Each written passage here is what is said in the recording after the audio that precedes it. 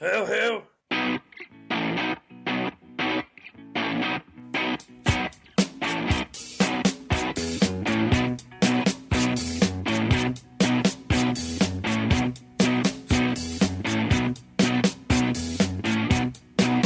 of a number divided by two. Something is not found. Nothing is not found. Open a box. Tear off the lids. Then think of a number. Don't think of an answer. Open your eyes. Think of a number. Don't get swept under. A number's a number. A chance encounter you want to avoid. The inevitable. So you know. Oh yes you know. Hello and welcome to episode 4 of the History Boys Abroad podcast. I'm Graham and I'm here again with Tony. How you doing? So Tony, you've been away. How was Sonar? How was the fest? Festival was good fun. We've had people complaining on Twitter that it's been a long time, and I've just said it's because you're pretending to have a social life. No. I got back on Sunday evening. Mm-hmm. But it was great. Thursday, Friday, Saturday. Out, and then sat in my mate's house all day on the Saturday. And then that was a bit of a session. But yeah, it was good. But I haven't had a bevy since, so I'm still recovering. But I'm going to sort that tomorrow with the Spain game. What kind of crowd is it at that thing? It's Sonar. Aye. Oh, it's a big, massive mixed crowd. It's huge, thousands of people. Oh, it's huge, massive. It's probably the biggest festival. Well, one of the biggest festivals in Spain. You have like Benicassim and whatnot. But yeah, it was great. Oh, it was great fun. But I'm still a bit tender. Okay, cool. I need to get there sometime, man. I'm tender because I walked for like an hour today and I've got sunburn all down the right hand side. I'm like Two-Face from Batman. So yeah. So something that else is tender is looking back at what we're going to be talking about tonight, because I don't know about you, but I didn't know so much about the 1970 European Cup final before we started researching this. I knew the team that were involved and I kind of knew the result, etc., but I didn't really know the kind of ins and outs of it. And looking back, it's been quite kind of sad to look up on it. What did you think? I mean, it's the ginger stepchild of Celtic fixtures. It's the one that nobody really wants to talk about. The one that, I mean, I've been asking friends, like, what do you know about 1970 for Celtic? And some of them like, well, I'm not sure what will happen. I'm like, exactly. People tend to forget. It's just obviously they selectively remember certain things, and this was a huge game for Celtic and a huge game for the players and whatnot. And yeah, it's, as you say, researching it, and I'll be honest, I never knew. I knew that we went to another final, pretty close to 1967, but obviously reading and seeing how we marched there, and we were the favourites going into the game, and how things panned out was pretty sad. And reading it, but So let's go back to the start then. It was the 6th of May 1970. It was at the San Siro Stadium in Milan. Yeah. Spirit in the Sky by Norman Greenbaum was number 1. Yeah. Just try to add a bit of colour here. The years kind of building up to this, Celtic had played obviously in 67. We'd won the next. This is something I didn't actually know, but see, the next season in the European Cup, we get knocked out in the first round from Dynamo Kiev. I never knew that. It was really, I mean, when you think we were the holders, we went into the next season, we get knocked out by Dynamo Kiev, so that was kind of... The season after that, we got to the quarterfinals where we played Milan and get beat 1-0 over 2 legs. Yeah. And then, of course, we're into the season that we're going to be talking about. Feyenoord, on the other hand, throughout the 60s, they hadn't really done much. They got into the European Cup in 65-66, went out in the first round. However, in 62-63, a few years before, they were in the semi-finals, and their only other appearance in the European Cup in the 60s was in 61-62 when they get put out in the first round as well. So, I mean, a bit of a mixed bag for Feyenoord, but I mean, they'd had some kind of success building up to it. So, and I think that the thing to point out here, that with regards to comparing this with the 67 game, Celtic were the underdogs, and that suited us. Aye. With this game, we were the favourites. To start off with the first game that we played, and obviously this is pre-Champions League, so there is no group system. It's just knockout, double ties. It's a home leg and an away leg. And Celtic started in September 1969 against Basel of Switzerland, who put us out the same tournament many years later. I remember when we got. that one. I remember when we played Basel. Yeah. The second time, I was thinking, man, I'd never heard of that team before. Yeah, and then obviously we put them out. So we played Basel in Switzerland, and I think we drew 0-0 in the first leg, and then the second leg Celtic won 2-0. And I don't think that was much of a surprise. I think that was just more of a formality. So that was the first round. The way it works with the tournament back then, there was the first round, 2 games, and I'm not sure before this like what you had to do to get into that. But the first round was 2 games, the second round was 2 games, then your quarterfinals, then the semis, then the final. So it's like if you win 9 games, you win the European Cup. Yeah. So I guess the route then was probably easier than it is now, but still we were up against some decent sides. So for the Basel game, and I just want to give a little bit of context as to the squad that Celtic had at this time. A lot of the players, obviously Jockstein, still in charge. We're talking about this year, this 69-70 season was like the middle of the 9 in a row. It was like approximately the middle of the 9 in a row year. Yeah. And this is the as you pointed out, Celtic had been put out the year in between, and then the year before, and then we went to the quarterfinals. Was that correct? Yeah. And now we're back and we went to the final. But we had more or less the same team. We had this is the squad: Tommy Gemmell, George Connolly, John Fallon. That's not Sean. That's John Fallon. John Hughes, the original John Hughes. Jim Craig, Billy McNeil, Ronnie Simpson, Tommy Callaghan, Bobby Murdoch, Jinky Johnston, Willie Wallace, Stevie Chalmers, John Clark, Harry Hood, Jim Brogan, Bobby Lennox, and Bertie Auld. And I don't think that I've mentioned his name there because he was bought during the season, but this was the squad from the start. I think it was the goalkeeper, Evan Williams, who was a reserve with Wolverhampton. Now, he was bought from Wolverhampton and he was a reserve for them, and he ended up playing in this final. And have the world day. And he was pretty good. So that was the squad that we had. And that's when we were, as I say, we started off the tournament by playing Basel, and John Fallon was the goalkeeper in that game. And I've read that McGrain and Dalglish were like part of the squad. They were like, I think they must have been quite young. And you know, do you remember? And I think it was the 94 World Cup when Brazil were at the 94 World Cup. They had a lot of the youth players. They weren't actual internationals, but they were going to become internationals with the squad. I remember seeing footage of like the original Ronaldo, like as a really, really young guy with like Romario and that, watching them train. So I think that's probably the sort of idea they had there. We had McGrain and Dalglish like on the fringes of the squad. Get them part of the culture. Yeah, the Quality Street gang sort of mixing in with the Lions. So the goals that were scored at Celtic Park was the first goal was by Harry Hood, and the second goal was by Gemmell. And one bit of trivia from this one was that, according to the wonderful Celtic Wikipedia page, Celtic spent a day away at the East Kilbride Baths before the game. For reasons I don't know why you would go to East Kilbride for any reason. So, I mean, if you're going to go to the baths, at least go to like, I don't know, Coatbridge or something like that. You know? I go to Troon or something like that. Magnum, is it Magnum? The Magnum Centre, the Magnum Centre, and the other one in Coatbridge, which the name escapes me. But so we dispatched Basel, and then it was on to the second round against Benfica.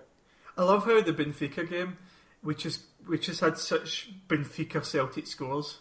Like, what was it, 3-0 at home, we beat them. Yep. And then we get mauled 3-0 away from home. That's just Celtic, man. That's the way it's been against Benfica all the time. Yeah, I mean, but Eusebio, this was the Benfica, the Eusebio Benfica, the Eusebio Benfica. And as you say, Celtic absolutely ran away with it. 3-0 in the first leg. Gemmell, Hood and Wallace scoring the goals in the first leg in November 1969.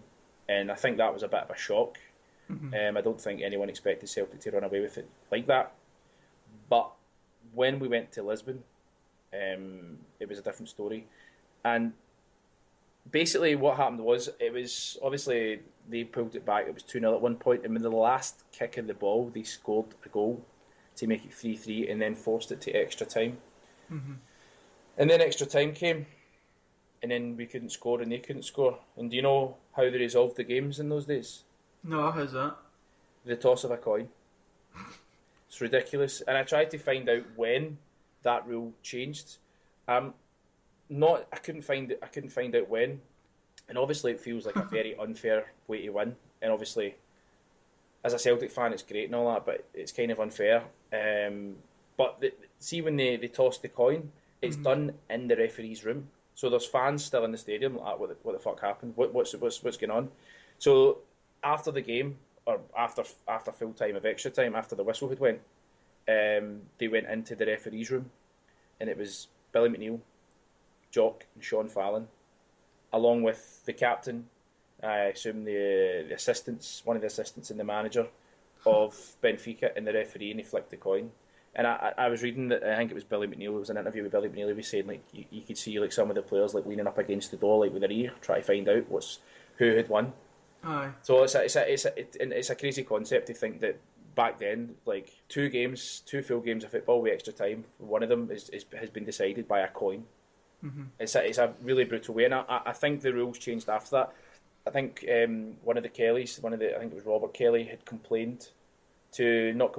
said to UEFA after it, you need to stop that rule. You need to think about changing it, and then it was changed, but I couldn't find out when. But it's a really, really interesting fact that the game, we were put into the quarterfinals off the back of a coin. It's crazy to think that it just goes. I mean, why did it not just have it on the pitch like they do for the start of a game? I don't know. I don't know. I don't know. But that was obviously the Celtic back in Lisbon since 67, and I read that Celtic had actually spent not a lot of time, but they spent some time in the stadium before, in the Stadio Nacional before it, and they were training, and they were kind of set up in camp there. So that would have been pretty cool. But yeah, try to get the spirit of 67. Try to get the spirit of 67, and I also read that the media were unable to phone home after the game because the phone lines went down in the stadium. So nobody in Scotland knew what the score was. Because I don't think these games were televised until the final. I think the final was probably televised. I know the final was televised. I know it was because we've seen it. But the second round of the European Cup in 1969 is probably not something that's going to warrant a camera crew being at. So everything was relying on telephones, and if the phones are fucked, then there's people all over Scotland and all over everywhere waiting to find out what's happening. But 3-3, and then we get through with the skin of our teeth. I think with Fiorentina, that's the only time we have ever played them. I couldn't find any other games. I could be correct. I can't think of playing them either. Nah, even in friendlies and stuff like that, and as long as I've been alive, I can't recall any games. And I like Fiorentina. I've always had a soft spot for them. Aye. Since the Batistuta days and the Oliveira days, but yeah. I remember we played a couple of Italian teams very early on in the new stadium. Was it? Oh, it was Roma and Parma, I think we played. We played Parma. I think I was at that game. I think it was Roma and Parma back to back. And I'm sure we played Inter Milan a few years ago as well when they had Schneider and a couple other decent. They had like a couple of big names. Milito. We played AC Milan a few times as well. Yeah, we played them. We know them quite well. But for me, Fiorentina were always a team that I liked to follow when I watched Football Italia. Cool strip as well, like the purple. That was it. Like they were sponsored by Nintendo, I think. Aye, that's right. They were sponsored by Nintendo. They had Batistuta and they wore a colour that nobody else wore, so they were quite easy to like when you're a wee guy, quite impressionable. But yeah, the quarterfinals took us to Florence. We beat them 3-1 in aggregate. Cool. And at the game, 77,000 Celtic fans at Paradise. 77,000. It's incredible. And I also read that just to tell you the goals, by the way, Bertie Auld, it was 3-0 in the first leg and we could beat 1-0 in the away leg. Bertie Auld, then it was an own goal by Carpenetti, and then Willie Wallace to make it 3-0. So we were cruising, which seemed to be the way it was going, and obviously until we got to the final. But I read that Jock Stein actually physically went over to Florence to scout them. They were playing Torino the week before. And he actually travelled back to Scotland with the Fiorentina team, which was pretty interesting. Yeah, I don't imagine there was many back then. Obviously, there's not many planes flying about, but no. Yeah, good access there, man. Yeah, I mean, have you read anything about this game? Do you know anything about this game? The Fiorentina game, no. Right, so Bertie Auld was undisputed man of the match. He scored the first goal, and it was a low dig. This game's available on YouTube for anyone wanting to watch it. A low dig from about 18 yards into the corner, brilliant finish. But he was actually out for 5 or 6 weeks before this game, and wasn't even supposed to be playing. And he got drafted in 30 minutes before, and he was announced that he was starting, and then went on and ran riot. And he got man of the match, and he assisted the 2 other goals. I love Bertie. What a player! He had that old school gentleman, charmer, rock and roll type. Puffed out chest. Brilliant, like a Hollywood superstar. But apparently he was one of the oldest in the squad and he was only 30. So he was one of the veterans of the squads. I think McNeil was 30 as well. Yeah. Maybe a few months younger or something. Yeah. And apparently, I think at that time Fiorentina were actually quite a good side. And their manager was on a lot of money. Like, it was well documented that their manager at the time was on quite a lot of money for that time, that decade or that year or whatever. And Fiorentina were on £1,500, 1969 pounds, £1,500 per man to beat Celtic. Jeez. Celtic rolled them. And that's kind of ironic, with maybe something we'll talk about later with the payments to players coming into kind of focus. So £1,500 per man, but they couldn't beat Celtic. So that's the quarterfinals, and we're on a roll now. We beat them 3-1. That's dispatched, and then it was on to the Battle of Britain.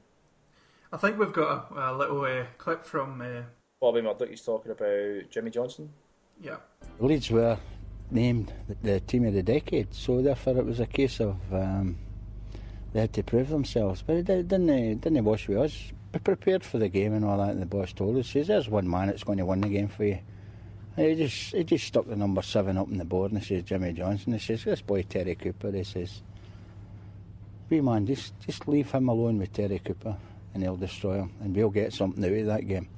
At the wind up, we run out convincing winners. Okay, so obviously from that we're talking about Leeds being like the best team in the world or something at this point. We weren't expected to beat them. Yeah, Leeds were the out-and-out favourites in this game. They had Jack Charlton, Billy Bremner, Peter Lorimer, and Don Revie, the bold Don Revie. Have you seen that film? The Nah. What's it called? Damned United. The one with Michael Sheen. Aye. I think I have, but a long time ago. He comes in just after that team. I have seen it. I definitely have seen it. Yeah, I remember it's a good film.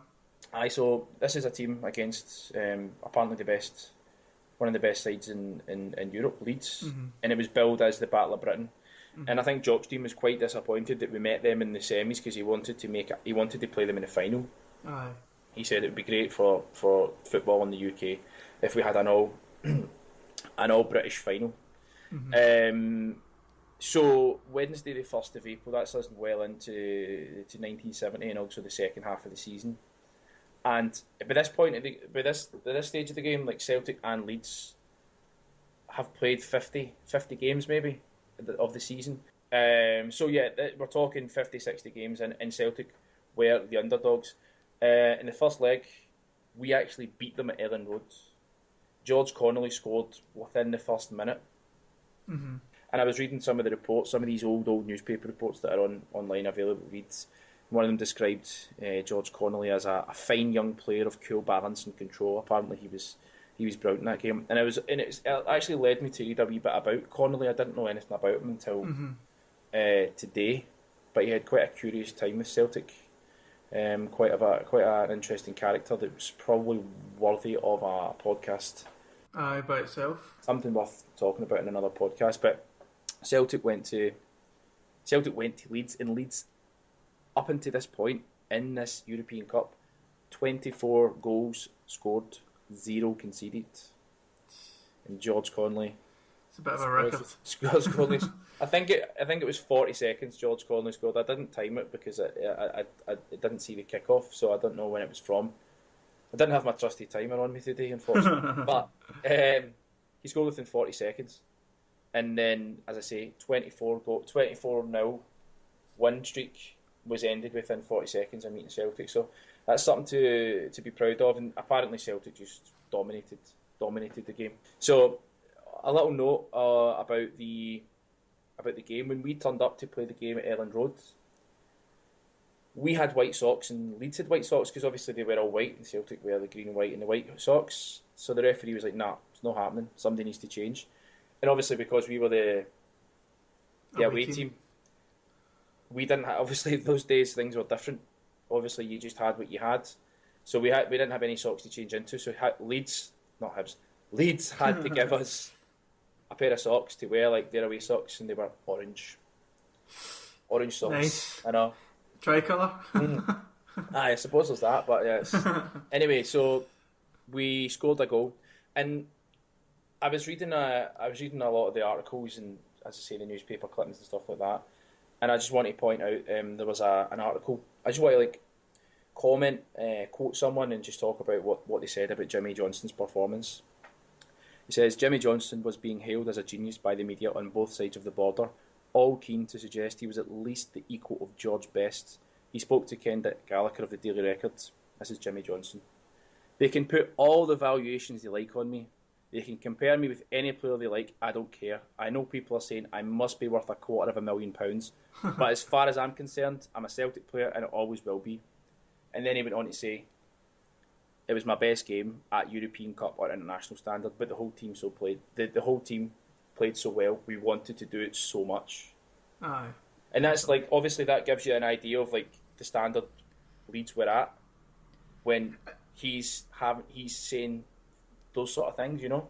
I think it gives you a kind of a warning for the next or for the final, you know, when basically the kind of rhetoric coming out of Celtic at this point is they're essentially saying that was the final, you know. Yeah, the Leeds game was the final. Exactly, it sort of gave.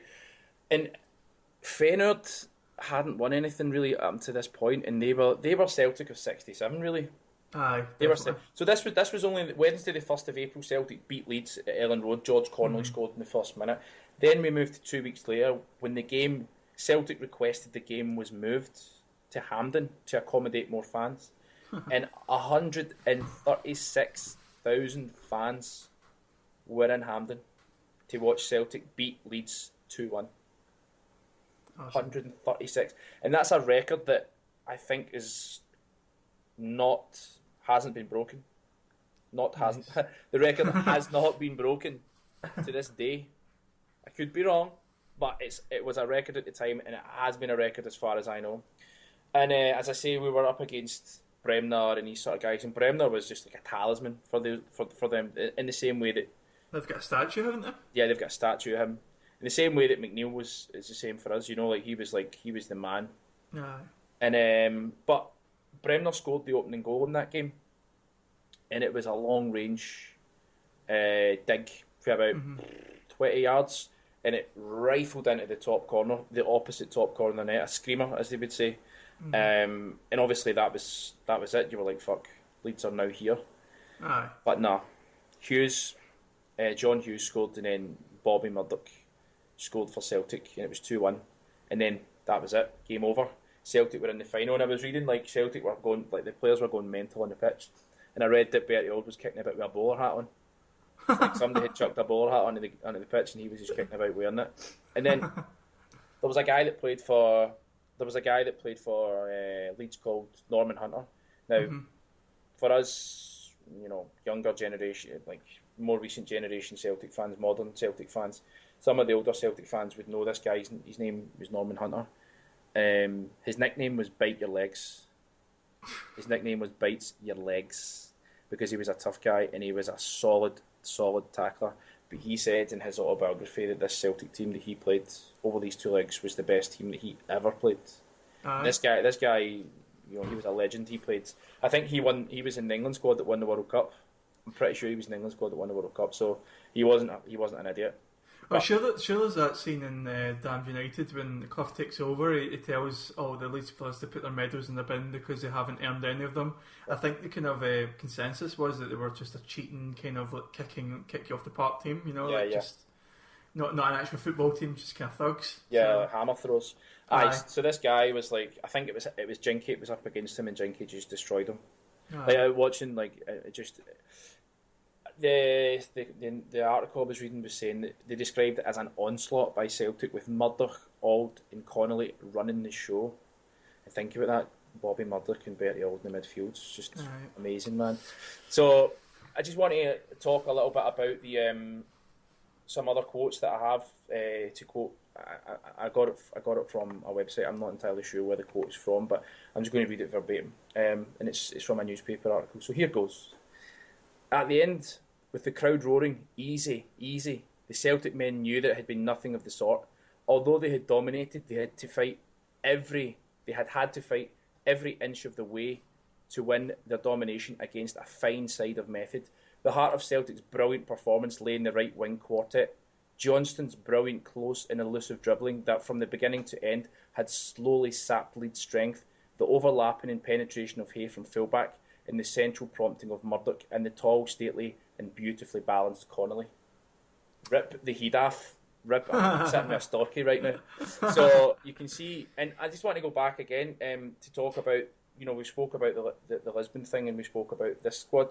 There are similarities between the two sides. I think there's only 4 changes between the 67 team and the team that started in this final. But yeah, I think Jimmy Johnston was like unbelievable in this game. It's funny to hear like David Hay at right back as well, because I mean I always thought of him as a midfielder, so maybe in his early days he must have been playing in defence. Yeah, he was brought in to replace John Clark, I think. Yeah, it's funny when like McGrain's on the kind of periphery of the squad, you'd think that maybe they'd go with him, but yeah. So that was us into the final, and the celebrations were wild on the pitch, and the fans were going crazy. I say 136,000. It's just this build-up is just making the kind of final more and more disappointing, Yeah, and as I say, it's just something that people selectively forget, and it's understandable because it's traumatic to think that we could have had 2 stars in there. I was just thinking 2 stars, but they don't mean anything. But there's that trophy twice, and like I mean, obviously we are unique in the sense that we were the first non-Latin team, we were the first Northern European team, we were the first British team, we were the only Scottish team, we probably will be the only Scottish team ever. But do you think we could have had 2? I'm not being greedy, but it would have been fucking nice, man.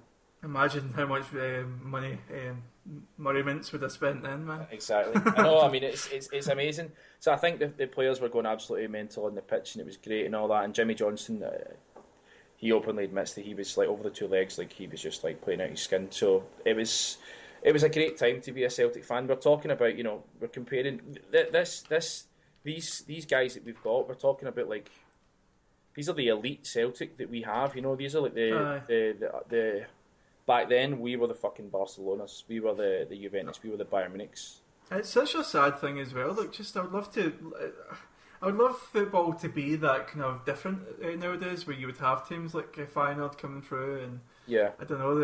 In later years, I think in a couple of years' time, there's teams like Ujpeste from Hungary getting to like semis and finals and stuff like that. So I mean, it'd be good to have that variety instead of the Champions League at the moment. Just seems to be the same teams playing out the same kind of matches every year. Yeah, I mean, we had that period a few years ago, Porto and Monaco. And before that, Red Star, Belgrade, Ajax won it, Dortmund won it. So, excuse me. But Porto must be the last kind of outsider team to get anywhere near. Yeah. The Mourinho Porto. So that'd be 2004. Porto was the last like non-super club, if you will. Because since then it's been a mixture of Chelsea, Arsenal. I suppose, is Liverpool a super club? Probably. Nah. Fuck them. Anyway, so... I'll just give a brief rundown of Feyenoord's route to the final, just so we can get a kind of full picture here. They played KR Reykjavik, our old friends, in the first round and beat them 16-2 over 2 legs. The kind of interesting thing about the rest of Feyenoord's run was that they never won a single away game. They played Milan. They beat Milan 2-1 over 2 legs. They beat Vorwärts Berlin. It's a kind of almost a defunct team now. They were like the DDR, the eastern part of Germany at that time, to fuck about their teams. So this was a team that was moved from Frankfurt to Berlin. Moved from Leipzig to Berlin. So it used to be Vorwärts Leipzig, and then it was Vorwärts Berlin, and now it's FC Frankfurt. I don't know how that's happened, but they're still a going concern, but they're like a kind of almost amateur team now. So. Yeah. And then in the semi-finals, they beat Legia, Warsaw. Our friends. Yeah, exactly. So yeah, and at the semi-finals beat them. So I think looking at that, I think we probably had the harder run with teams like Eusebio's, Benfica, and Leeds United in there. Fiorentina, Benfica, with the money as well. Leeds. So. I mean, that's quite, like, for that time. These are the bigger clubs in European football. So I would suggest that we did have the more difficult running, but obviously everything led to Milan, where the game is being played in the San Siro, and I think that the weather was abnormally shite for that time of the year. I've been to Milan, and the only time I've been was in like a January, and the weather was crap. But supposedly the weather is actually pretty good. I think it's a more northern city, so it probably doesn't get as good weather as like Rome and things like that. So into the Milan 1970, and one of the most common sort of facts that Celtic fans will, or probably should know, whatever, about this game was that the number 7 that for Feyenoord, a certain Wim Jansen. Yeah. Now that's not something that's really commonly spoken about.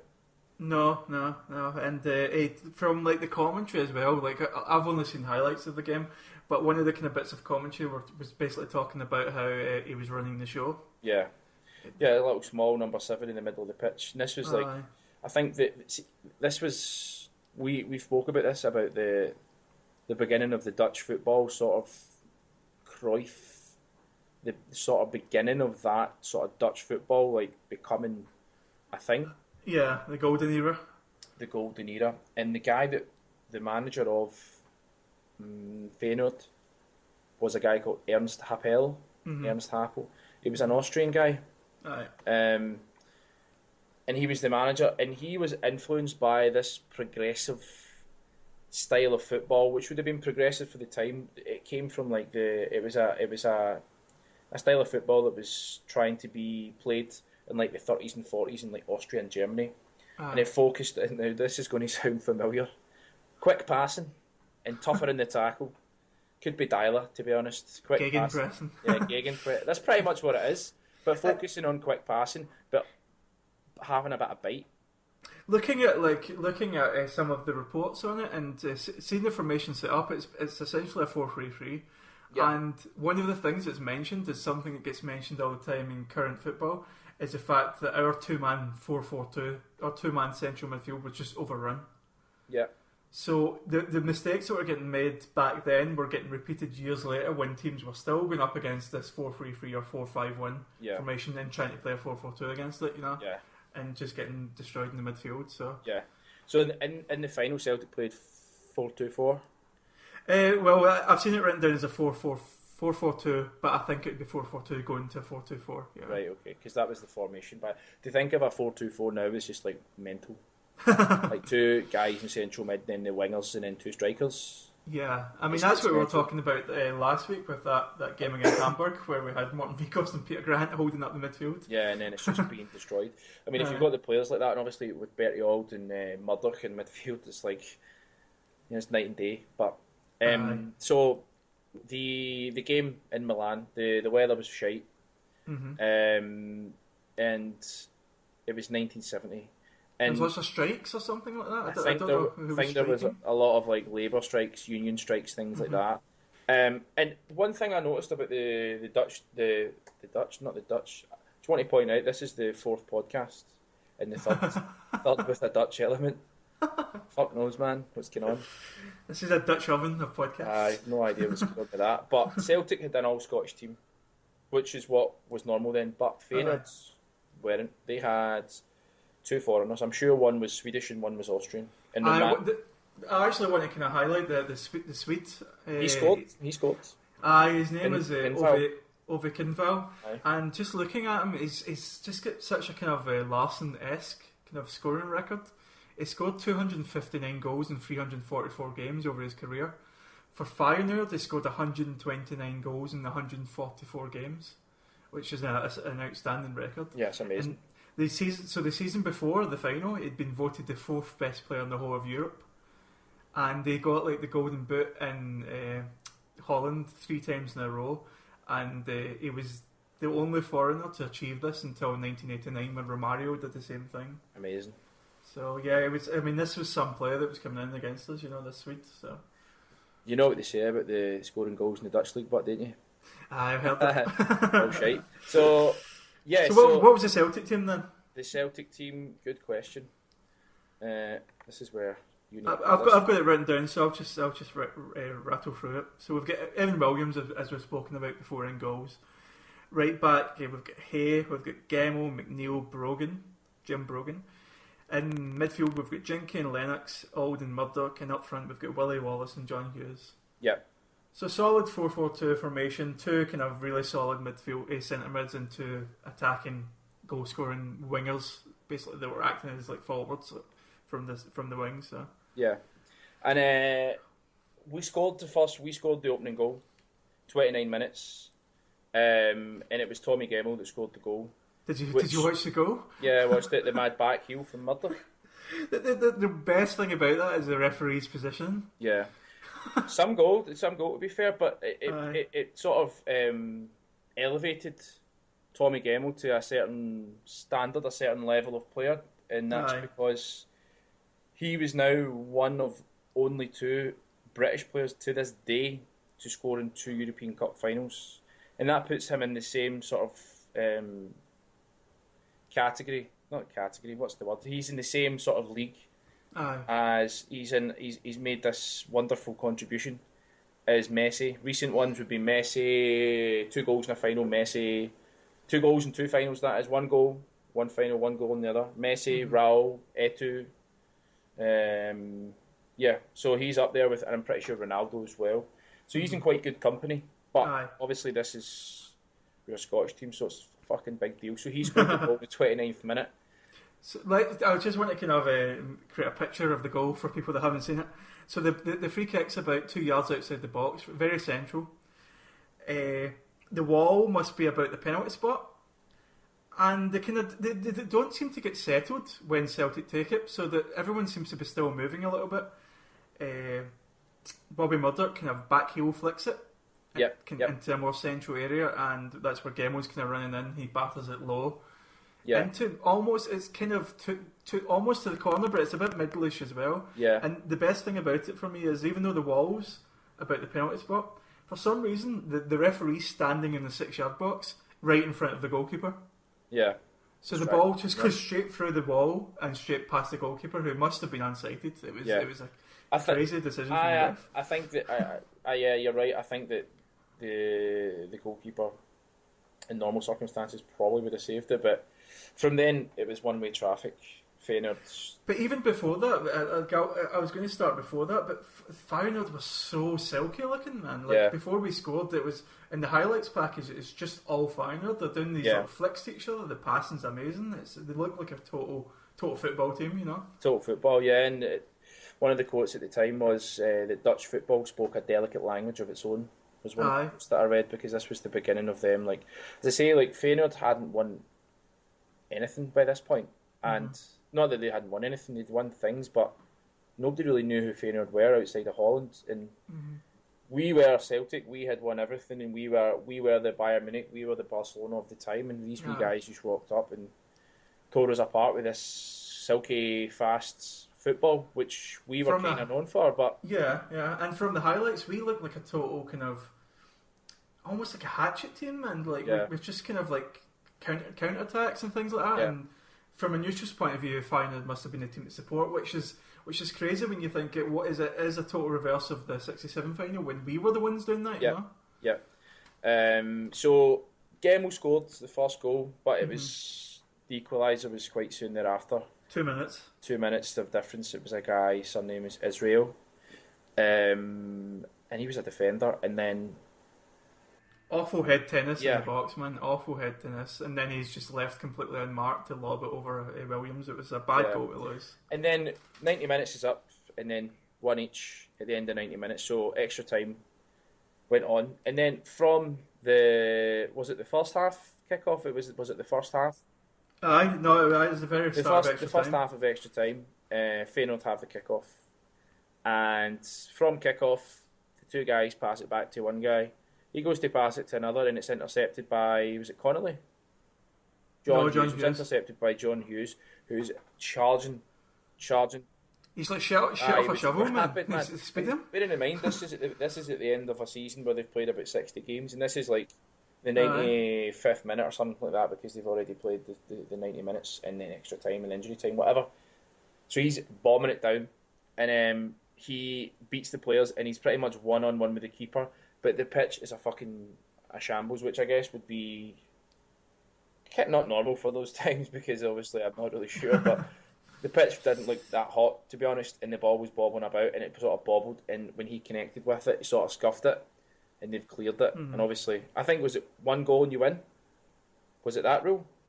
No, it went on the whole time, I think. It wasn't like golden goal or any of that sort of shit. It was just like, at the end of 30 minutes, whoever's scored wins. So that would have put us ahead, and then again, it's something that Celtic fans, and it's just a human nature thing where you just selectively forget things, but their goal by the aforementioned Kindval, was it Kindval? The Swedish hitman, for wanting a better name. He scored a goal that was probably something that Billy McNeill has thought about. Billy McNeill's probably thought about this goal quite a lot, because he was probably the reason that it happened. So there's a long ball. It's going over Billy McNeill's head inside the Celtic box. But so he jumps up and he tries to. He almost slaps the ball basically to try and stop it. He mistimes it. He misjudges the movement of the ball, and in turn has jumped too early. And as he's sort of, fallen to the ground, the ball's coming at him, and he can't do anything. And his hands are in the air, and the ball bounces off his hands. And there's claims penalty, but as the ball comes off his hand, it lands directly behind him, and Kindval is there and delicately puts the ball over Williams' head. And see, the most galling thing about that moment is, see if McNeil hadn't made any contact with the ball with his hands at all, it wasn't going to fall for Kindval. It was probably going to bounce out. Or Williams would have caught it, because Williams had the game of his life by all accounts. But the ball comes off McNeil's hand perfectly, falls, lands on a plate for Kindval, and to be fair, the finish was great, like the little dink over the top. And we're talking, this is all within the 6-yard box. This is like the blink of an eye. So, and then that was it. I think that goal was scored a couple of minutes before the game was over. That was 117 I've got. We had a free kick, and then from that they actually went forward and hit the bar. They also hit the post just before extra time happened, so I mean they hit the woodwork twice as well. So I think it was total domination. I think, to be honest, and obviously to be fair, Celtic didn't deserve to win the game. No, but another galling thing about it is it would have gone to a replay. Yeah. And I think if we just kind of sat back for the last 3 minutes, it's not the Celtic style, of course, but if we'd sat back, I think we would have got, as a club, a kind of wake-up call. No, but they would have tossed the coin, surely. No, because it was a final. It was going to go to a replay. Oh, really? Where would they have played that? I have no idea. It must have been another neutral venue. I'd probably San Siro again. I don't know. Oh, I don't know what the fans would have done, but so I mean, we would have gone into replay knowing exactly what the task in hand was. We wouldn't have been underestimating anyone, and I think we'd have probably had a good chance of winning it. Yeah, it's mad to think that in those days they would just sell it by like, she's back in a couple of weeks, lads. As if people had the money and the time to do that. 20,000 Celtic fans travelled from Glasgow. Yeah. I don't know what would have happened. Maybe it would have been within the next couple of days or something. I don't know. I've been intrigued to find out if that situation ever arose, where they had to reschedule it. But so they've scored, game's over, and by all accounts, the Celtic players were congratulating the Feyenoord players, and they sort of accepted the better team won rather, and it was a fair result. But to be into European Cup finals in 4 years, a club from an extremely small country in a smallish city. Well, a middle-sized city is remarkable. Yeah. And hopefully, hopefully the people that didn't know about this kind of know something now, but they can appreciate that Celtic were not just all about 1967. There was that period of domination. Aye, it went on. It wasn't just like it wasn't a fluke. That proves it wasn't a fluke, which is what some people could have said. But this oft forgotten little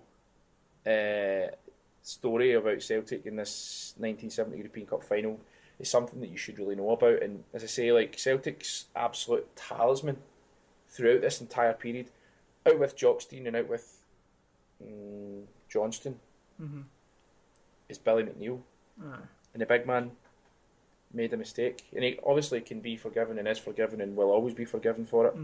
But it's good to know like these guys have made mistakes and they've got on with it. So it must be inspiring to play people like Kieran Tierney coming through, saying that there's two sides to football. You can win the European Cup, you can also do something like that, and it's about getting over it. So that was one of the more interesting games that people don't really tend to talk about, and hopefully people that are listening have if they have any stories about it, they can let us know. But that's that. I mean, it's. I just wanted to add a few things about the aftermath of the game. So obviously, I alluded to earlier. Apparently, there was this row over commercial deals for the players, which is a total typical Celtic thing. You know what I mean? We're getting to a final of the competition, and the board's not paying the right money to the players or something like that. So I think that was creating kind of problems with the Celtic players as well. Jenkins quoted as saying that he thought they'd won the game after beating Leeds. And apparently Jim Brogan was injured in the first minute of the match, but played on throughout the whole game with the injury, because I don't think they wanted to replace him. So I've got also using the kind of great source again that is Celtic Wiki, some interesting quotes from Billy McNeil. He said that the defeat in 1970 took a lot out of the club, and it took a lot out of the self-belief. We never quite got back to that level again. No, it's true. And then one kind of quote from Sean Fallon that goes against this idea that we underestimated them is from the 27th of April, so before the game. He says, Feyenoord are a first-class team in every way. We didn't spot a single weakness. So that's a kind of quite an interesting kind of tidbit regarding what the kind of the feelings were before the game. Just to go on to talk about what happened, Feyenoord did something that we weren't able to do, and that's they actually won the Super Cup following this. They beat Estudiantes, Argentina. Yep, they went on to win 2 out of the next 4 Dutch leagues, and then in 1974 they beat Spurs to win the UEFA Cup as well. So they had that was success. Obviously quite clearly the beginning of something special for them. You know, like we're in the midst of the 9 in a row years and winning everything, almost everything, and. Yeah, so I mean we were 9 in a row up until 74. So I mean that was us. The next season for Celtic we got to the quarterfinals, where again we get beat by a Dutch team, this time Ajax. The season after that we went to the semi-finals of the European Cup and get beat by Inter on penalties, 5-4. Only one penalty was missed, and that was Dixie Dean's, which was the first Celtic penalty that night. So. The season after that, again, as I spoke about earlier, Ujpeste beat us in the second round. And then the kind of end of, I would say the end of that kind of era, the 73-74 season, we got to the semi-final and had that kind of infamous game against Atletico Madrid. Yeah. Where we get put out over 2 legs, 2-0, so. Yeah. I'm pretty sure it's just a little thing here about Ujpest that Celtic subsequently had a link with them. Celtic had some sort of agreement where they would send players out, because do you not remember Willie McStay? Willie McStay was over there, and I'm pretty sure some players. He was a manager. He was a manager, but I'm sure like players like Jamie Smith went over there. Not a bad gig, you know. Living and working in Budapest, it's a pretty good city. But not bad. But so it was, for some reason, we had some sort of link with them. So I just want to go into a little feedback section where I asked on the huddle board and I asked on Twitter if anyone had any memories or thoughts or anything from the 70 game. Obviously it's harder to get people with memories of it because maybe they're not on social media, but We got Mick 7-1, Mick71 on the huddle board. He said he recently watched the full 120 minutes and didn't think there was actually much between the teams at all. He said Williams had a few saves but nothing spectacular. Lennox had a goal disallowed that was questionable. He said the best side won on the night, no argument, but they weren't streets ahead, and had we got the replay we would have been in with a real chance. Yeah. Yeah, Alvy Singer on the huddle board says, my mum and dad went 3 days on a bus. They looked fucked and gutted when they get back. That's my abiding memory. Yep, what else have we got here? So, Tony Boy 25 says, my dad was there, said it was his worst experience ever following Celtic, still gives him a horrible feeling in the pit of his stomach. It's funny, I remember I asked my dad last week about this game, and I was like, what? I mean, my dad used to follow Celtic home and away, but he didn't go to this game. He's like, my brothers went, da da da da. And he's like, he was straight to the point. He's like, a lot of older men went as well, but they're dead now. Like, alright, fair enough. Which is probably true, but caused by the game, or no, well, I hope not. But we're talking 40 years ago. But anyway. Aye. Any more feedback from the huddle board? Aye, so Animal Chin says, my dad and my great uncle went. Celtic underestimated Feyenoord according to both. My old boy has a couple of great stories from the trip, but then Animal Chin didn't go on to expand on what these stories were. So yeah, on Twitter we had a few people speaking to us. Charles Donaghy says there was a fallout over bonus money which probably affected the players' attitude. Yep, that's one thing that my dad said. He said there was a lot of problems with in boardroom fighting with the players. I think he said that Jim Brogan was this, like, sort of the buffer between the players. Jim Brogan was the buffer between the players in the boardroom to try and sort of calm things down. But I think that's obviously something that's may have contributed to the result, but who knows. And this is not related to tonight's topic, but it's a guy. Remember last week we were talking about, someone said about enjoying the songs? So he got back in touch. Right. So this is Robert Shelley at Politis Ouija. He said, enjoyed the last 3 pods. To clarify, the last tweet, it was the Decanio and Cadet songs that I liked. To be fair, the PR song quite dull. Yeah. So yeah, that's a fair point. The Cadet tunes were pretty decent. Yeah. Apart from the official one with, like, he's got hair like spaghetti, I didn't like that so much. So that was the feedback from this week. But we also got someone. I'm just going to get the name here. His name is Bobby Dazzler. He's at BobbyD67 on Twitter, and he asks us, "What is the strangest place that you've ever seen someone wearing the hoops?" I guess this is kind of open to us because we maybe have seen quite a lot of foreign places living abroad and that, but I think for me the kind of strangest place would be when I was, I guess it's not really strange, but when I was in San Francisco last year, I got approached quite a lot about my Celtic tops.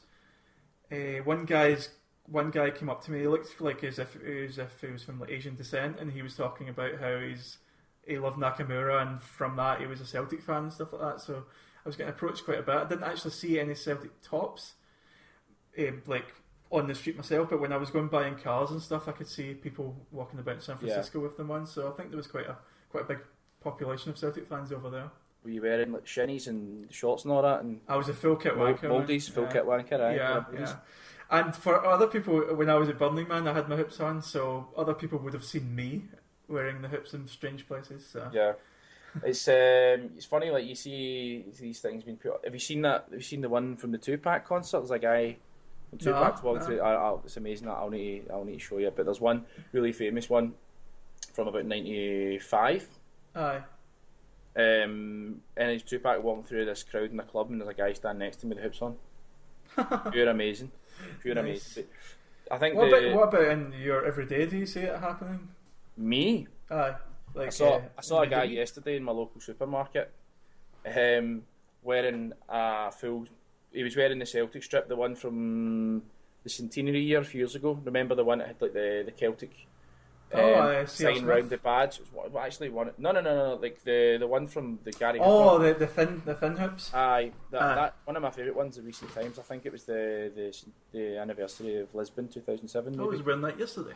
Not 2007. Anyway, so I walked into my local supermarket and I see this guy and I was wearing my Celtic shorts yesterday because it's warm. And I don't give a fuck anyway, so I walk in and I have my headphones in. I'm like, fuck, there's a guy with a Celtic strip on, so I take my headphones out. And it's by magic, the guy just turns around and looks at me, and I give him the thumbs up, and I point to my shorts, I point to the thing. The guy just looks at me as if to say, "And what?" I'm like, I just saw I put my headphones back in and walked away, and I was like, "Fucking dick, man." So there was that. I saw him there, but it's not that bad. The most random place, and it wasn't the strip; it was just like memorabilia. Mm-hmm. I was in Ha Long Bay in Vietnam, and it, like actually on the water, in the bay. On like a float, you know, in Ha Long Bay. Aye. They have these like ports in the middle of the water, and it's like literally made from like bamboo and fucking, I don't know, plastic bottles or whatever. And like they sort of a little port, they bring like tourists in and they can stand and take photos. A guy wearing like one of the guys on one of the boats wearing a Celtic trackie. Brilliant. Vietnamese guy. I was like, no way. saw them all over Southeast Asia. To be fair, when I was living in Southeast Asia, it was about a year after we beat Barcelona, or maybe even less. Mm-hmm. So like Celtic had a bit of a presence, like a global presence, because we had beaten Barcelona. So I saw like strips all over Nepal and a lot of fake. Like obviously they're all fake, but a lot in Cambodia and a lot in Thailand. AliExpress. I mean, but they're like, yeah, they're pretty much. But they were $5 in Cambodia. The other strips were $5. You could get the shorts for like an extra $2.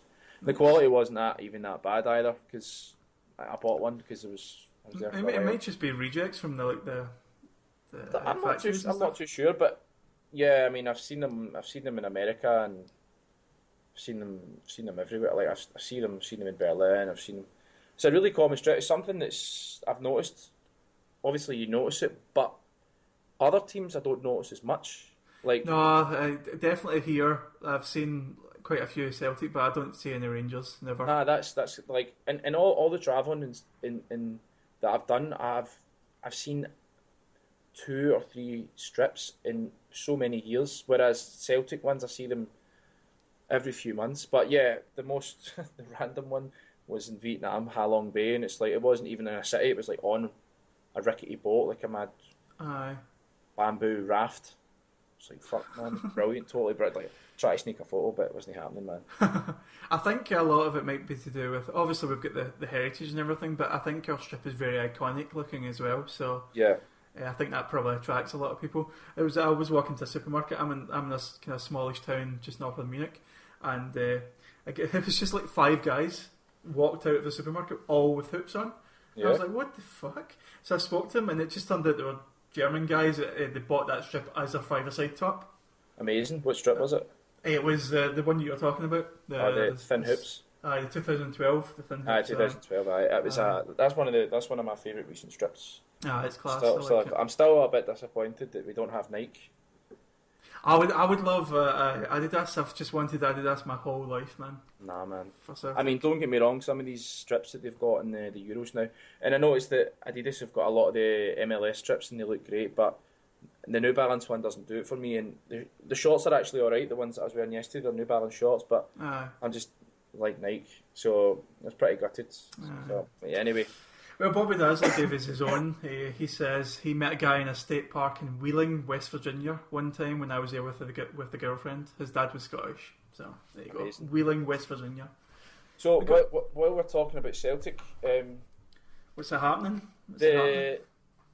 Brendan's tenure officially begins on Thursday at 6:30 in Austria against NK Clunge or Kledge or Kledge or know what they're called, but they're a team. I think you said Austrian German for vagina there.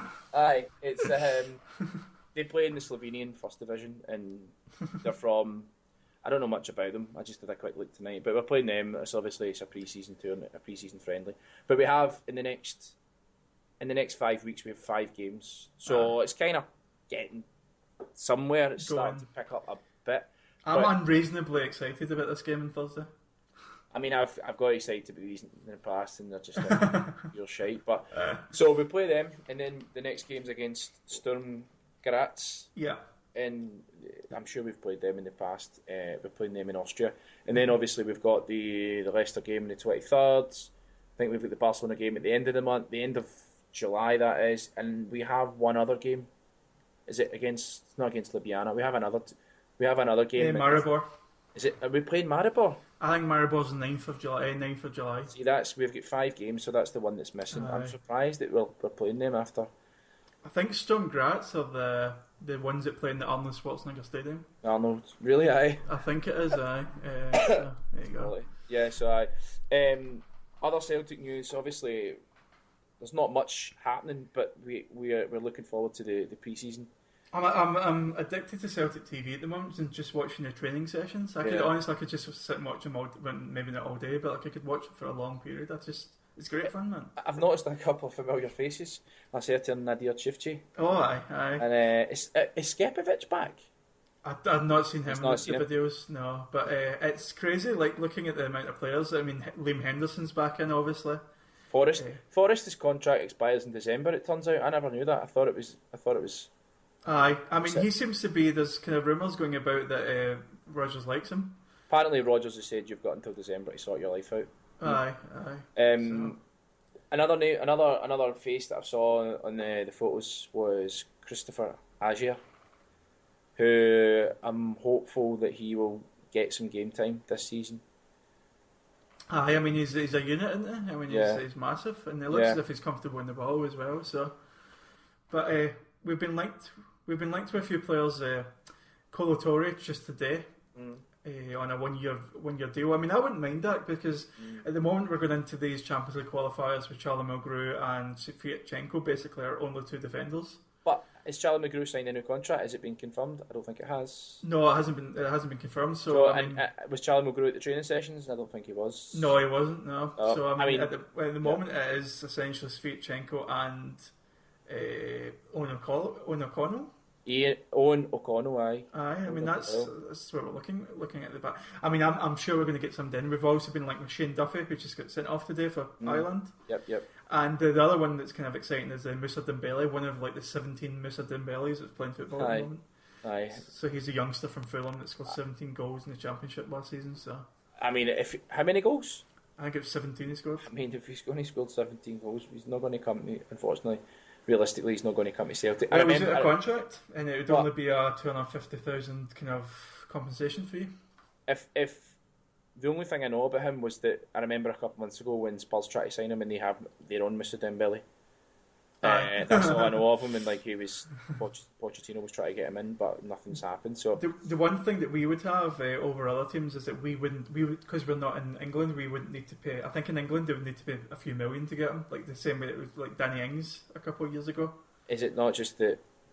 I mean, a couple of million to Spurs is a drop. No, I don't know if it'll be a couple, like whatever. Basically, the board of arbitration it's the training fee. It's like they have to pay a fee because they trained them up. But another. I mean, obviously that would be great. But I mean, another name that's been linked to Scott Sinclair. Aye. Which a guy that couldn't really get a game for one of the worst teams that I've seen in recent times. Yep. And I mean, don't get me wrong, he was good for Swansea, and then obviously he went to Man City, and just because they needed to fill their English quota. But I mean, who knows? But I think they're looking for 5 million or something, which is just not going to happen. Aye, and like I don't know if you're talking about Scott Sinclair coming in and being a striker or a forward, then that's fine. But if he's going to come in as a winger, I just don't see that we need more. We just need to clean out more of the shite. Aye. Before we do anything else. We've been doing it quite steadily. Aye. Actually we've got in centre back fucking Effie Ambrose, man. Effie Ambrose, Simunovic, Mulgrew, and Boyata. Aye. I seen that. Yeah, I don't think Denier got off the bench tonight, but I saw that he was on the bench for Belgium tonight. Aye, they're another team that have got no fullbacks. So I guess before we go into Euros, I just wanted to say that Scott Brown was talking about Brendan Rodgers, and he says that he basically hinted that Brendan Rodgers wants the players to be close knit, so much so that they're more friendly off the park as well as on the park. Right. So I think he's really focusing on this small squad, and he wants them to be kind of like a family unit. So maybe doing things together outside of the games and things like that.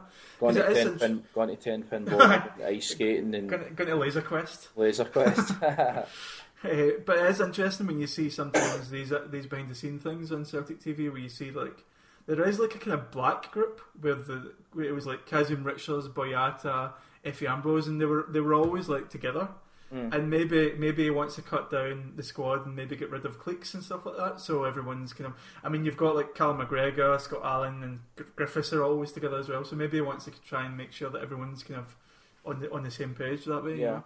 I think that's normal though in any sort of society. There are people are going to form little groups that's just the way things are. But I think the biggest news for Celtic in the past week is the Kieran Tierney 5-year contract. I mean, he just signed a new contract, and then to get him signed up for another 5 years. Well, for another, I think it's just an extra year, but 5 years in total, which is brilliant news. I mean, if he does half as well this season as he did in the season that's just finished, then he'll be fine. And I bet, like, I can't imagine his family or whatever have held Celtic to ransom. I mean, it's not as if we're going to be paying him big bucks over the next 5 years. I've got a feeling this will be a contract that if he continues progressing, in 2 years' time, there'll be another review of the contract, you know? Yeah.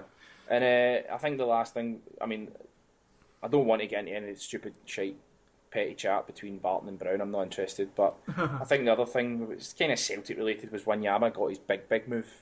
It was, I mean, he had a year left in his contract, 11 million, which was, I think the rules were that if it was over a certain amount, Celtic would have got something, but because it was actually less money than they paid for.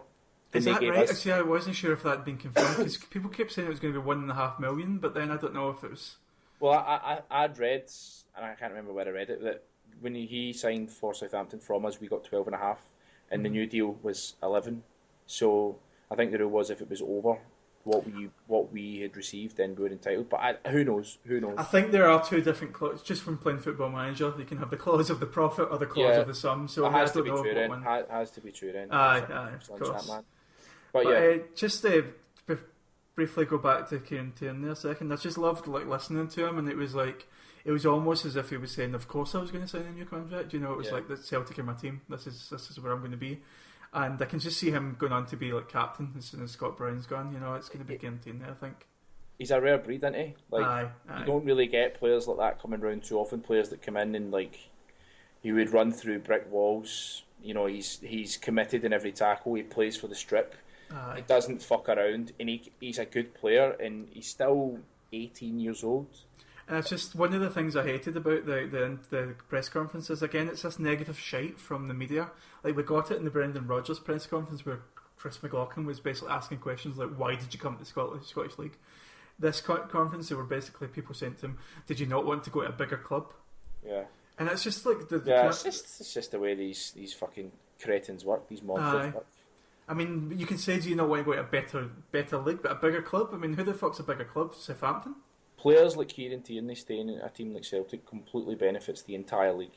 Aye. It benefits the national team because he's already made his debut, and it benefits the league because he's a standard player that we would probably not be able to bring in because he'd probably be too good for us. So these negative questions are just there to cause trouble, and they can all get to fuck, man. I don't follow these cunts anyway.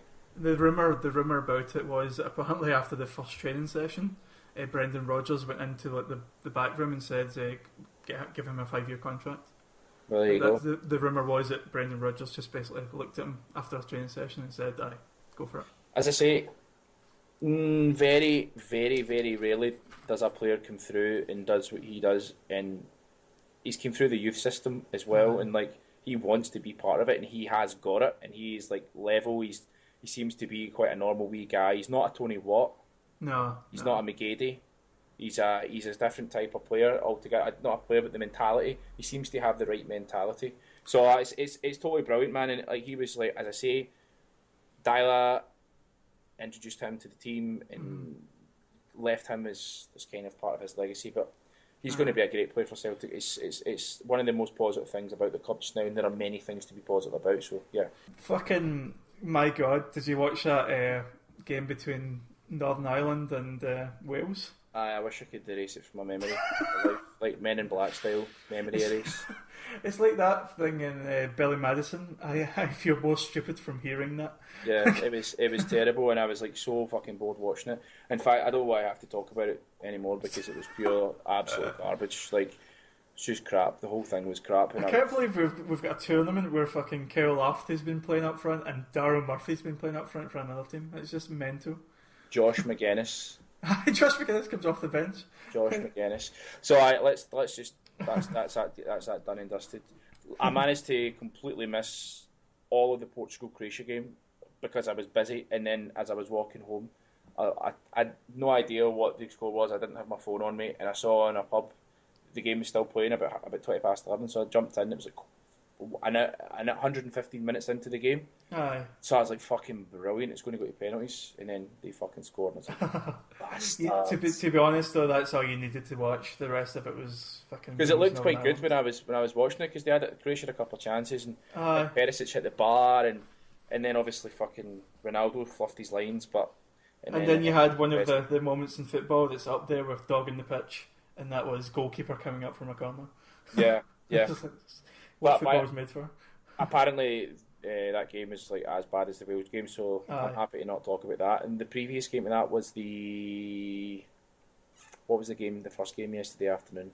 Oh, that was Switzerland, Poland. That was a good game. That was the best of the three, I think. No, by far. I thought I was really disappointed because I wanted Poland to win initially. Aye. Because Boric and fucking I don't know, they're kind of the underdogs in Switzerland. Hoity-toity nation. Switzerland annoy me.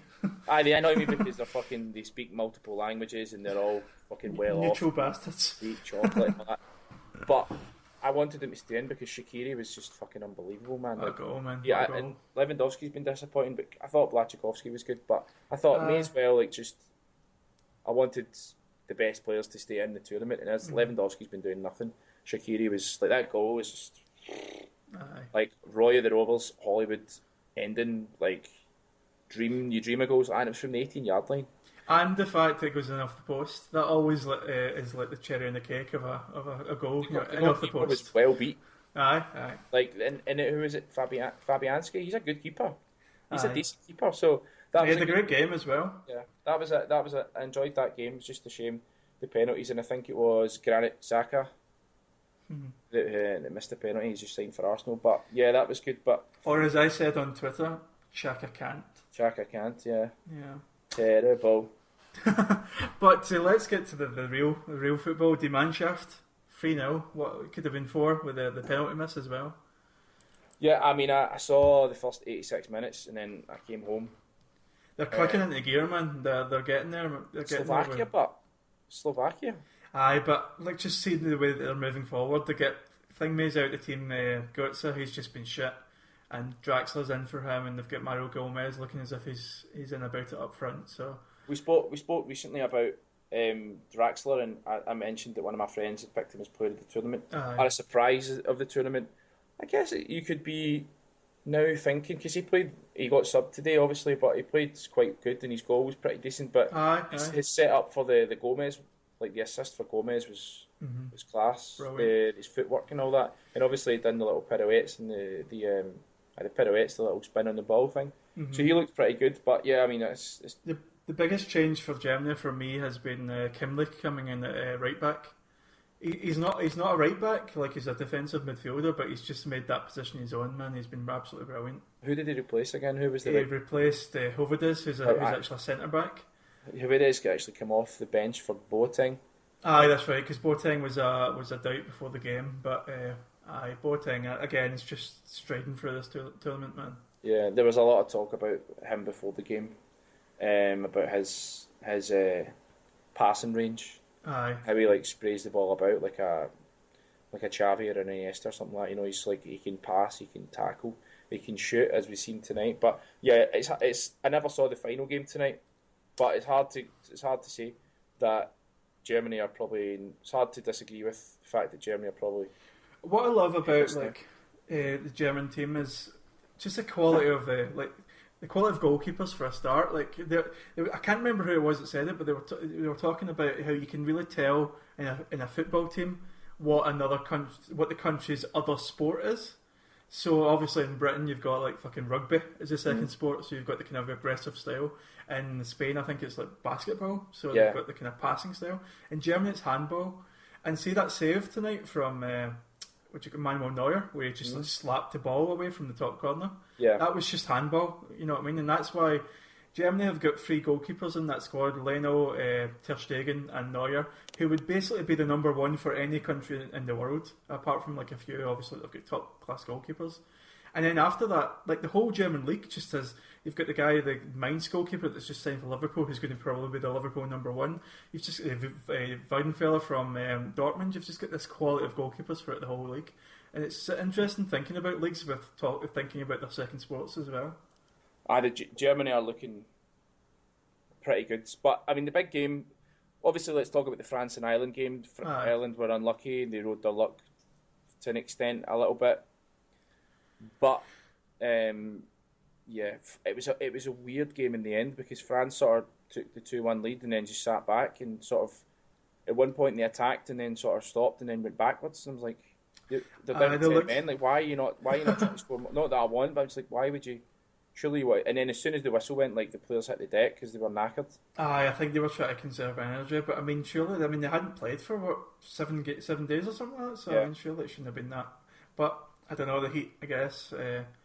The thing about it is they did sit back, and Ireland had that chance where the ball flashed across the Ireland goal, had many chances, and I'll say this is the only thing that I'll say now is France are shite. I thought, like, what have they done? They've, like, Gignac done more in like 10 minutes than fucking Giroud's done for about 2 or 3 games. Giroud's been shite. Yeah, so I mean, obviously it was good for, it was, you know, the result was not great for Ireland, but they put on a very respectable showing, and it was good to see Martin O'Neill be happy, and he spoke well after the game. And it's just, you know, he's Martin O'Neill. He will always be fondly remembered by me, and I'll always want him to do well. But I loved the kind of quote beforehand, which I thought was maybe a little dig toward Northern Ireland. Was that he said something like, "If we go out here, we're going to go out with a flurry. You know, we're not just going to go meekly out the tournament." Yeah, and that's exactly what they did. You know, they went for it. Even when they were down to 10 men, they were still getting guys forward, still trying to get a goal, and they did themselves proud. I mean, that team going in, that team on paper is not the best, but they've just performed well, like much higher above where they should be. So yeah, they play as a team. I thought Hendrick was good. I thought he was really good. Brady as well. What I mean, these guys. I don't know much about them, but they were impressive. What a penalty that was! That was a perfect penalty. I was very lucky, I think, because an inch wider than that, and it wasn't going in. But it was like really, really perfect in that sense. But the big game for me is tomorrow. Yeah, the Spain game, like my estimations of them just kind of collapsed a bit after that Croatia game. I thought they were going to be pretty much untouchable, but I don't know. Like I can't see many goals happening, because I think minus like under 2.5 goals would be a perfect bet for this one, because the defences are just so solid. Yeah, well, I'm pretty sure that Candreva is one of their key players, one of Italy's key players, and he's injured for it. Right. I think there was a poll in one of the Spanish newspapers. They like their polls in Spain. Like they'll say, "What players do you want us to sign?" They get, you know, like put a poll up. And they put a poll up, who's the player that kind of concerns you the most, and the Spanish people voted for Candreva. I think it was Candreva, and he's injured for tomorrow. But I mean, Spain. I think get Balotelli on the plane, then. I think the Croatia result was sort of giving them a kick up the arse, because up until that point they were playing quite well, and then obviously everything changed with the breakaway and Perisic and that. But I think up until that point they looked pretty good. And I like the trio of Nolito, Morata, and Silva. That really works. But I just don't know what happened. I don't really know, because right through the team they've got quality, and you know, I said before, Piqué and Ramos are arguably the best. It's arguably the best defence in the tournament. Obviously, you could argue that with the Italian defence, but I mean, it was a bit of an anomaly, that result. It's like Spain switched off. So I don't really know, but I mean, you can't read too much into it, because they'd qualified basically. So they took the foot off it, and as I say, like up to that point, like they were playing really well. So I'm really excited. I'll be going to watch it. I'm finished my contract with my job for the time being, so I'm going to watch it in a local bar, a proper Spanish bar, and with some Spanish friends, and get into the mood. So it's a 6 o'clock kick-off here, So I'm excited. Awesome, that should be good, man. Yeah, I'm excited, and hopefully Spain can win, because Italy are they're a dodgy side. Like, they have it in them to grind out results. So we'll see. I just can't see where an Italian goal comes from against that Spanish defence. If I was going to put a scoreline bet on, I think it would either be nothing each or 1-0 to Spain. Yeah, I just can't see where Italy score from, unless it's a free kick or something. It's Morata up against the back three that he's played all year with. Like, aye. So they know each other. Well, Morata, as we all know now, that Morata has actually re-signed for Real Madrid with the clause. That, and the premise is that he comes back to Madrid until Arsenal bid 50 million or something. So they sign him back for like 25, and then they sell him on for double. It's just like, I think everyone accepts that. It's like drug dealing. It's like pudding. But one thing I just want to finish off in saying about the Spanish football: the final games of the season for the promotion to Segunda B, the final games of the season were today. Like, I saw that it went on so long, man. Still, it's crazy. The system is mental. So there's playoff legs. It's kind of like the system we have in Scotland. Like the top two play the next top 10. Like, everyone meets up and shakes hands and all that crap. It went on until today, and I think it was Cadiz. Cadiz got promoted to Segunda. So there's quite a few Andalusian sides in this. I think it's the Segunda. The league system here is quite different, but. So it's mad to think that we're halfway through a major tournament and like there's still games being played, professional games in Europe. Because every time I went to like the little results thing, live scores that I go to, there was always Segunda B games on. I was like, what the fuck is going on there, man? Yeah. So I don't think there's anything else for us, is there? Is there anything else? The only thing I'll say is that the next podcast will not be Dutch related. No, we're going to go with something. This was, I hope, like, there's probably been mistakes in this podcast because this is the first podcast. It's out of our comfort zone. So if there are any mistakes, either just ignore them, or if it's something fundamental, then maybe just give us a tweet or something. We're at Bhoys Abroad on Twitter. So, and you can email us at historyboys@gmail.com. At Gmail. I would appreciate suggestions for podcasts, like what. That'd be great, yeah. Because we've got these ideas. I mean, we could float some ideas. My friend suggested doing one on John Park. Oh, that would be a contentious. That'd be an interesting one to do. An interesting one to do one on John Park. I mean, I guess we could come up with some ideas and put them out and see what people think. I enjoyed going back a bit further this time. I thought it was good that it was, as I said, it was something I didn't really know that much about, so it was good to get in about it. So, and I just want to say, for any Celtic fan that hasn't listened to the Celtic history podcasts that are decade to decade, they're a couple of hours long per episode, and there's like 10. Do it. That was basically the foundation for this, wasn't it? So it's one of the best podcasts I listened to a lot. So of podcasts, and it's one of the best I've ever listened to of any podcast. You have to listen to it, and the production values is great, and the guys that do it are great. It's really, really, really good, and it's something that you have to do. Cool. And again, thanks to Celtic Wiki. Absolutely. Invaluable resource. So. Yeah, totally. Right, I guess that'll do this for this week.